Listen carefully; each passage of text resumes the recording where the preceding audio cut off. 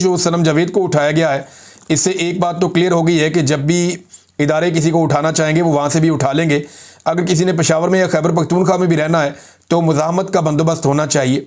कम से कम इतने लोग साथ होने चाहिए कि 2-4 गाड़ियों में लोग आके आपको गिरफ़्तार करके या उठा के ना ले जाए।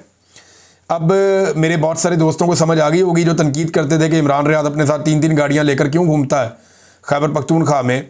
यहाँ पे तो खैबर पख्तूनख्वा में हुकूमत है PTI की, तो अब उन्हें समझ आ जानी चाहिए कि मैं इसीलिए बंदोबस्त करता था कि मुझे कोई उठा के यहाँ से ज़बरदस्ती ना ले जाए और यहाँ पे कोई ड्रामा ना हो जाए।